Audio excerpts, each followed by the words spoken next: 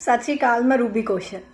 ਅੱਜ ਅਸੀਂ ਗੱਲ ਕਰਾਂਗੇ ਰੰਗਮੰਚ ਦੀ। ਰੰਗਮੰਚ ਦੀ ਦੁਨੀਆ ਦੀ ਕਿਵੇਂ ਰੰਗਮੰਚ ਦੀ ਸ਼ੁਰੂਆਤ ਹੁੰਦੀ ਹੈ, ਕਿਸ ਤਰ੍ਹਾਂ ਰੰਗਮੰਚ ਦਾ ਅੱਜ ਜਿਹੜਾ ਸਕੋਪ ਹੈ, ਕਿਸ ਤਰ੍ਹਾਂ ਅੱਜ ਦਾ ਰੰਗਮੰਚ ਹੈ, ਕਿਸ ਤਰ੍ਹਾਂ ਰੰਗਮੰਚ ਦੀ ਦੁਨੀਆ ਚੱਲਦੀ ਹੈ, ਕਿਸ ਤਰ੍ਹਾਂ ਉਹਦੇ ਨਾਲ ਜੁੜੇ ਹੋਏ ਕਿਰਦਾਰਾਂ ਦੀ ਗੱਲ ਕਰੀਏ ਤਾਂ ਉਹ ਕਿਸ ਤਰ੍ਹਾਂ ਦੇ ਹੁੰਦੇ ਨੇ। ਇਹਨਾਂ ਸਾਰੀਆਂ ਚੀਜ਼ਾਂ ਦੇ ਬਾਰੇ ਅਸੀਂ ਗੱਲ ਕਰਾਂਗੇ। ਕਿਉਂ ਅੱਜ ਰੰਗਮੰਚ ਪਿੱਛੇ ਜਾਂਦਾ ਨਜ਼ਰ ਆ ਰਿਹਾ ਹੈ, ਕਿਉਂ ਰੰਗਮੰਚ ਦਾ ਸਕੋਪ ਘਟਦਾ ਨਜ਼ਰ ਆ ਰਿਹਾ ਹੈ, ਕਿਉਂ ਰੰਗਮੰਚ ਦੇ ਵਿੱਚ ਆਉਂਦੇ ਹੋਇਆ ਸਾਨੂੰ ਬਹੁਤ ਸਾਰੀਆਂ ਮੁਸ਼ਕਿਲਾਂ ਦਾ ਸਾਹਮਣਾ ਕਰਨਾ ਪੈਂਦਾ ਹੈ। ਅਕਸਰ ਜਿਨ੍ਹਾਂ ਦੀ ਇੰਟਰਵਿਊਜ਼ ਮੈਂ ਲਈਆਂ ਨੇ ਜਾਂ ਮੈਂ ਜਿਨ੍ਹਾਂ ਦੇ ਨਾਲ ਰੰਗਮੰਚ ਦੀ ਗੱਲ ਕੀਤੀ ਹੈ ਤਾਂ ਪਹਿਲਾ ਸ਼ਬਦ ਉਹਨਾਂ ਦਾ ਇਹੀ ਹੁੰਦਾ ਹੈ ਕਿ ਇਹ ਰਸਤਾ ਬੜਾ ਕਠਿਨ ਹੈ, ਇੱਥੇ ਚੱਲਣਾ ਬਹੁਤ ਮੁਸ਼ਕਿਲ ਹੈ, ਇੱਥੇ ਸਬਰ ਅਤੇ ਸੰਤੋਖ ਦੇ ਨਾਲ ਚੱਲਣਾ ਪਏਗਾ। ਅਤੇ ਅਕਸਰ ਇਹ ਗੱਲਾਂ ਸਾਨੂੰ ਸੁਣਨ ਨੂੰ ਮਿਲਦੀਆਂ ਨੇ। ਅਤੇ ਅੱਜ ਅਸੀਂ ਇਸ ਦੇ ਬਾਰੇ ਗੱਲ ਕਰਾਂਗੇ ਕਿ ਅਜਿਹਾ ਕਿਉਂ ਹੋ ਰਿਹਾ। ਜਿਸ ਚਿਹਰੇ ਦੀ ਮੈਂ ਅੱਜ ਤੁਹਾਡੇ ਨਾਲ ਆਡੀਓ ਦੇ ਰਾਹੀਂ ਗੱਲ ਕਰਾਉਂਗੀ ਉਹ ਕੋਈ ਹੋਰ ਨਹੀਂ ਹੈਗੀ।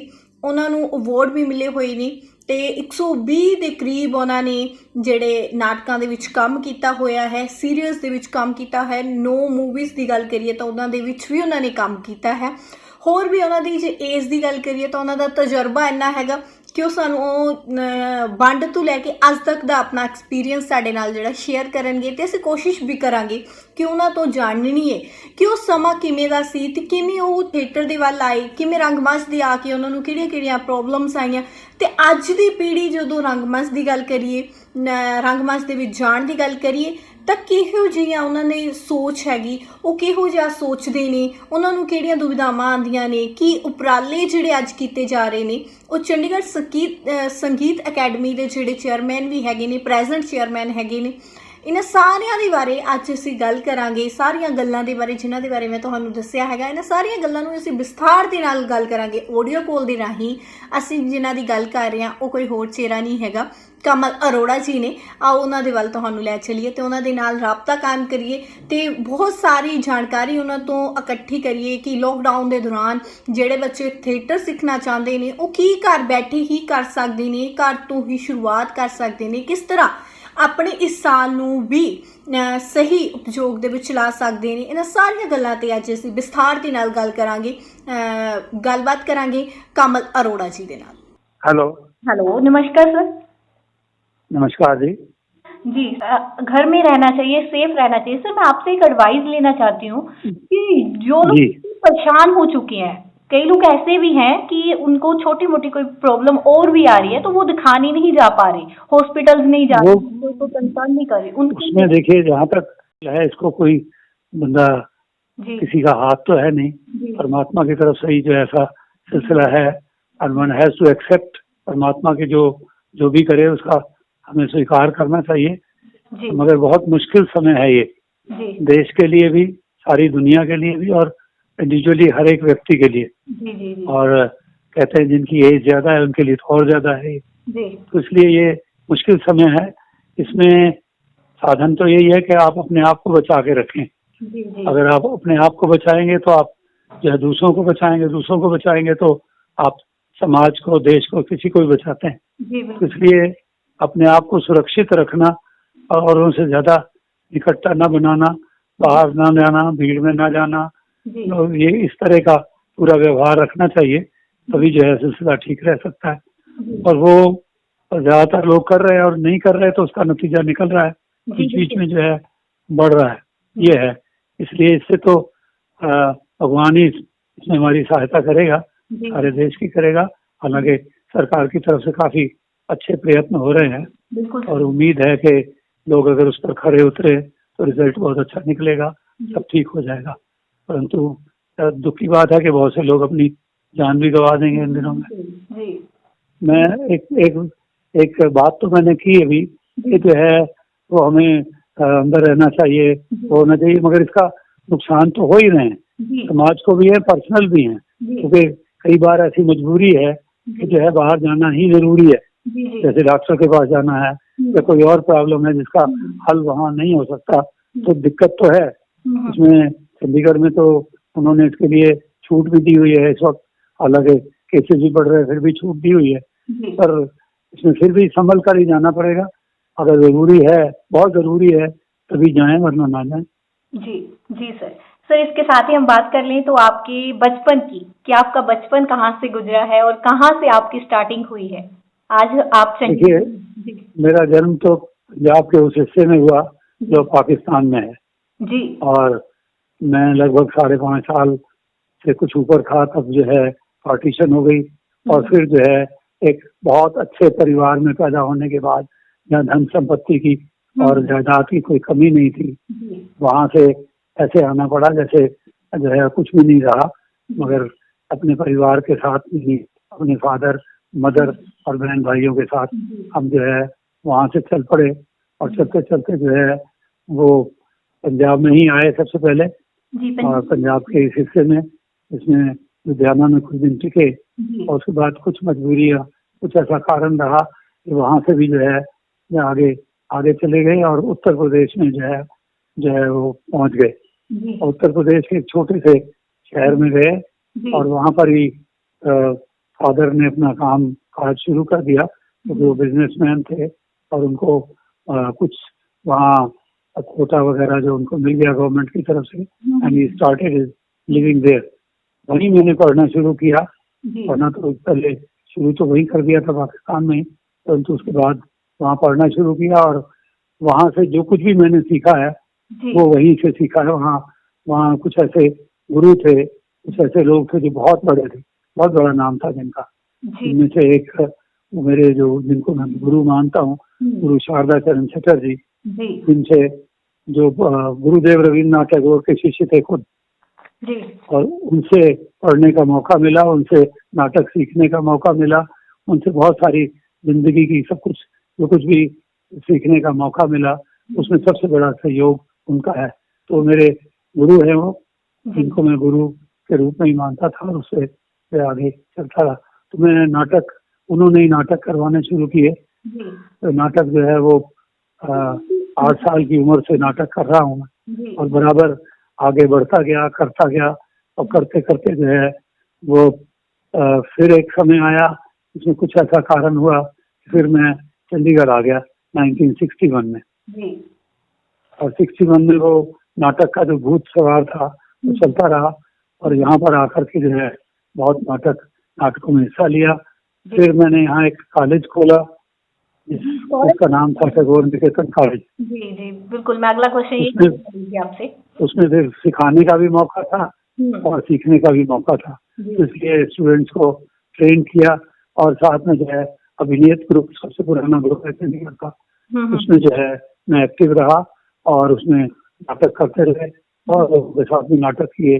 तो नाटक के साथ साथ जो है वो फोक डांसेस में इंटरेस्ट लिया, और उसी से जो है फोक डांसेस, नाटक और ये सारी सिलसिला जो है वो चलता रहा, और वो अब तक जिंदगी का ये हिस्सा चल रहा है। जी सर। सर बात करें, आपने इतना अरसा गुजार दिया है, तो अब आपसे पूछना चाहूंगी कि रंगमंच अब कहाँ पे है, कहाँ इसको हम कहाँ देख सकते हैं, कैसे लग रहा है आपको कि पहले जैसे जिसकी पोजीशन थी वैसे ही जा? देखिए, कोई भी चीज दुनिया में, कोई भी चीज बिल्कुल पहले जैसी नहीं रहती, बिल्कुल। उसमें परिवर्तन होता रहता है। नाटक कैसे लिखे जाते थे उसमें परिवर्तन हुआ, नाटक कैसे पसंद करते थे समाज में, समाज जैसा होगा नाटक भी उसी का प्रतिरूप होता है। जी तो जैसा समाज होगा वैसे ही नाटक होंगे। तो नाटक इस प्रकार से जो है, नाटक तो एक तरह से समाज का दर्पण ही होता है। जी तो वो दर्पण बदलता गया, धीरे धीरे नए तरह के नाटक लिखे गए, बहुत से प्रयोग किए गए, बहुत कुछ हुआ, और मैं सब तरह के नाटकों के साथ जुड़ा रहा। और पुराने नाटक जो है बिल्कुल जो उस समय के नाटक थे उनके साथ भी जुड़े रहे, और उसके बाद के नाटक जो थे उनके साथ भी जुड़े रहे, और आज के नाटकों के साथ भी जुड़े हुए। इसलिए सभी तरह के नाटक करने का मौका मिला है। इसमें से कुछ ऐसे नाटक हैं जो बहुत ही प्रसिद्ध थे, करने का मौका मिला, और वो मौका बराबर मिलता रहा। जैसे मैंने पार्टिसिपेट किया, जो है वो सुनो जन्मेजय, आषाढ़ का एक दिन, 8वां सर्ग, इसके बाद अंधा युग, मैकबेथ, आपने इतने चंद्रगुप्त किए हैं, उनमें से कोई? मैंने 120 के लगभग नाटक में हिस्सा लिया।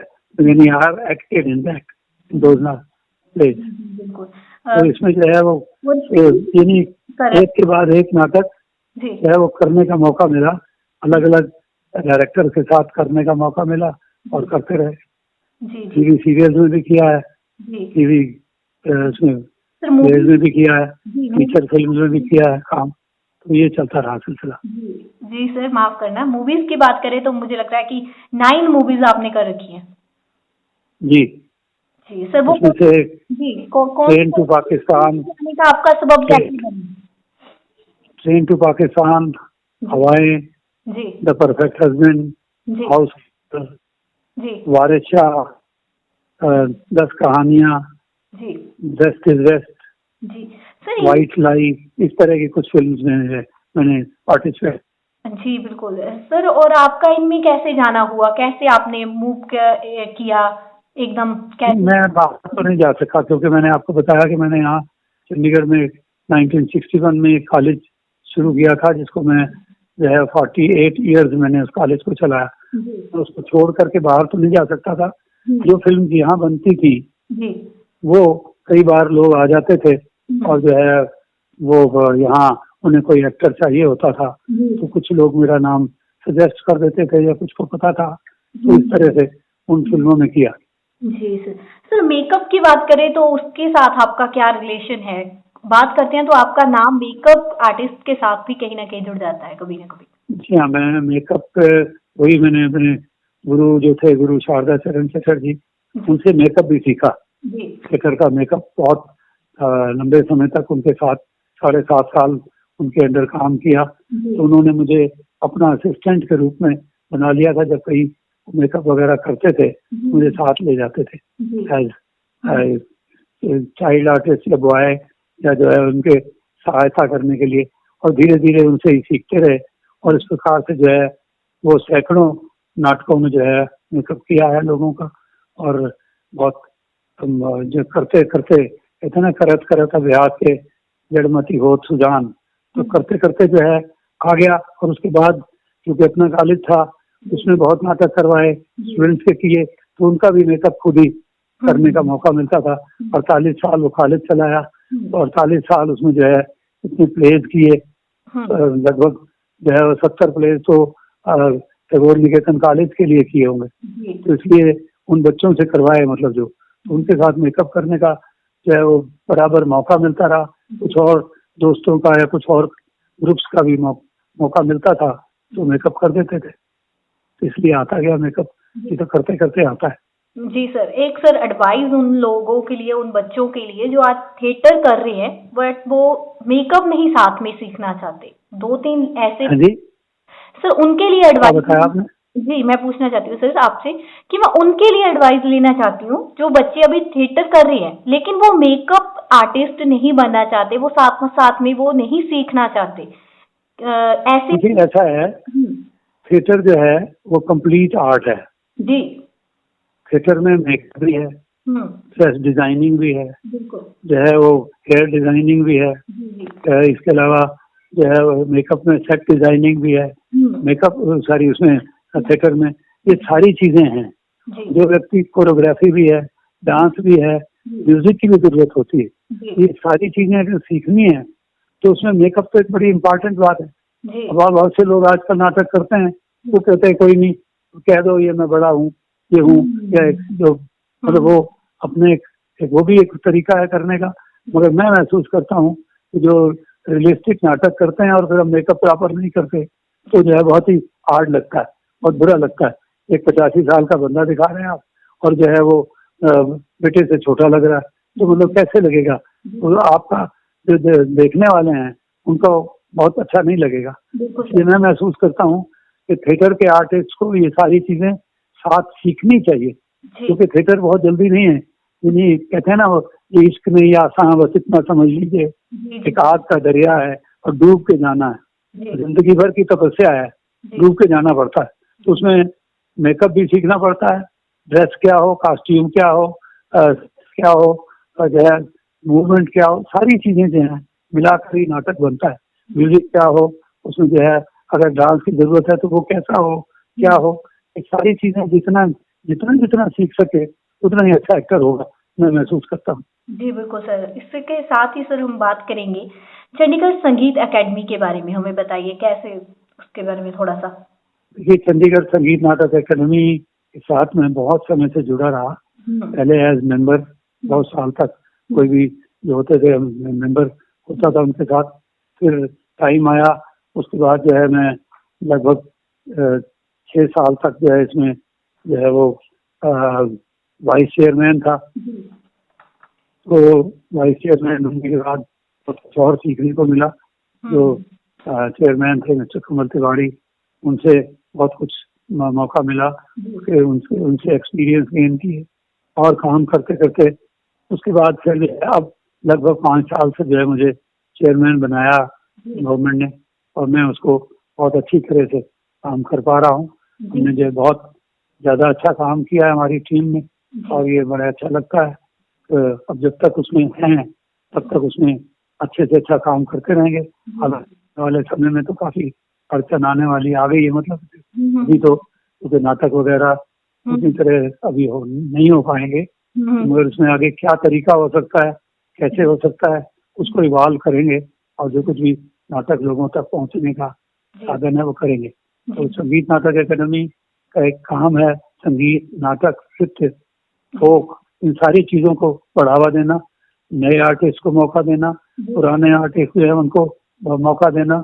इसके अलावा स्कूल के, कॉलेज के, यूनिवर्सिटी के जहाँ के भी स्टूडेंट्स हैं नाटक, उनको अगर सीखने का या संगीत सीखने का या नृत्य सीखने का मौका देना, ये हमारा काम है संगीत नाटक एकेडमी का। और इसको हमने बखूबी किया है, यानी लोकल, रीजनल, नेशनल, इंटरनेशनल तक लेवल तक के प्रोग्राम चंडीगढ़ में ये है। वर्कशॉप्स की हैं स्टूडेंट्स के लिए, उन गवर्नमेंट स्कूल्स के लिए वर्कशॉप्स की हैं जो बहुत ही ज़्यादा पिछड़े हुए थे, यहाँ कुछ भी नहीं होता। वहाँ पर जो है, यहाँ वो सारी सुविधाएं भी नहीं होती, वहाँ पर भी जो है स्कूलों में वर्कशॉप्स कराई हैं, और एक महीने की वर्कशॉप, 15 दिन की वर्कशॉप, इस प्रकार से जो है वो स्कूलों से, गवर्नमेंट स्कूलों से खास करके उनने किया है। ये सब कुछ है, जहाँ से अच्छा कुछ मिलता है उनको मौका देते हैं, और जो कुछ अच्छा हमारे पास हो सकता है वो उनको देते हैं। जी सर। सर, आपको नहीं लगता कि थिएटर आर्टिस्ट के लिए सर्वाइव करना आज के टाइम में थोड़ा मुश्किल होता जा रहा है? हाँ, ये मुश्किल है जी। ये बहुत मुश्किल है। खास करके हमारे एरिया में थिएटर उस तरह से डेवलप नहीं हो पाया। जी बिल्कुल। बदकिस्मती है। आप कुछ शहरों में, कुछ और हमारे प्रांतों में तो जो नाटक करते हैं उसी पर सर्वाइव करते हैं, उसी पर उनका जीवनचर्या चलती है, जिससे उनको पैसा भी मिलता है, इज्जत भी मिलती है उनको। परंतु यहाँ अभी तक कुछ लोग जो है छोड़ करके, उसमें ज्यादातर लोग जो है वो इस पूरी तरह से सर्वाइव नहीं कर सकते, ऐसा मेरा मानना है। बाकी क्योंकि ना ही वो पैसा होता है, ना ही जो है टिकट ज्यादातर लगाते हैं लोग, और टिकट लगाने की व्यवस्था शुरू भी हुई थी और बीच में से जो है धीरे धीरे खत्म हो गई, और यहाँ नहीं है। और कुछ कई कारण थे उसके, अब धीरे धीरे कोशिश हो रही है। हो सकता है ऐसा समय आ जाए कि टिकट प्रोग्राम हो, तो जब टिकटेड होंगे पैसा आएगा ग्रुप के पास, तो लोगों को देगा भी, और लोग जो है फिर पेमेंट लेकर ही काम करेंगे। और फिर इतना पेमेंट हो जाए कि उनकी रोजी रोटी, परिवार चल सके, तो बहुत अच्छी बात है। मगर अभी ऐसी व्यवस्था नहीं है, कुछ लोगों को छोड़कर, जिन्होंने इसे बिल्कुल कमर्शियल रूप दिया है, या सरकार से या इधर उधर से वो काफी एड या सहायता या कुछ वो ले लेते हैं, वो लोग तो सफल हुए हैं। बाकी ज्यादातर लोग सफल नहीं है इसमें, इसे पूरी तरह से डिपेंड नहीं कर सकते। जी सर। सर, बात करें मेडिटेशन की, तो मुझे लगता है कि मेडिटेशन की बात करें, ध्यान लगाने की बात करें, तो सबसे पहला स्टेप मुझे लगता है कि रंगमंच का यही होता है। तो इसके बारे में हमें थोड़ा सा बताइए, क्योंकि आज जो मैं आपका क्वेश्चन फॉलो नहीं किया मैंने। सर, मैंने बोला कि मेडिटेशन, ध्यान लगाने की बात करें तो किसमें जाने? Sir, meditation. अच्छा जी। तो ये इसमें बहुत ज्यादा सफलता नहीं है अभी। जी। बहुत कुछ नहीं हो पाया है अभी तक। हम जो है कुछ थिएटर में भी कुछ लोग जो है अभी वहीं अटके हुए हैं, जी। वो और आगे निकले नहीं। इस तरह से सारी चीजें जो हैं वो आगे प्रोग्रेस कर सके, उसको पूरी तरह से लोग नहीं कर पा रहे या करते नहीं, शॉर्टकट मारना चाहते हैं। एक और बड़ी समस्या है, जी जो लोग थिएटर में आ रहे हैं ना, जी यंग आर्टिस्ट, जी वो आते तो बड़े शौक से हैं, जी जी ट्रेन भी हैं, उनको जो है यूनिवर्सिटी से और कॉलेज से और जो है खास करके यूनिवर्सिटी से जो है डिप्लोमा या डिग्री करके आते हैं, तो उनको उम्मीद होती है, वो मिलता नहीं उन्हें, जी इसलिए जो है वो कर नहीं पाते। तो दूसरा जो कुछ नए आर्टिस्ट हैं, इनको 2-3-4 प्ले में काम करने का मौका मिल गया, वो समझते हैं हम आर्टिस्ट बन गए, हम्म और वो उसके आगे सीखना भी नहीं चाहते, जी कुछ करना भी नहीं चाहते, बस उतने को ही समझते हैं कि बस इसी को बना लो, जी इसलिए प्रॉब्लम होती जी सर, जाते जाते बात करें तो आप उन बच्चों के लिए एडवाइस दीजिए जो थिएटर में आना चाहते हैं, उनको स्टार्टिंग कहाँ से करनी पड़ेगी, क्या सोच के, क्या लेवल उनको खुद का लेके चलना पड़ेगा। है। देखिए ऐसा है, मैंने शुरू में एक बात कही कि बड़ा मुश्किल रास्ता है अभी, जी खास करके हमारे क्षेत्र में। जी इसमें तो मेहनत भी है हम्म, और जो है इसके अलावा सफरिंग भी है, जी तो इसलिए कोशिश करनी पड़ेगी।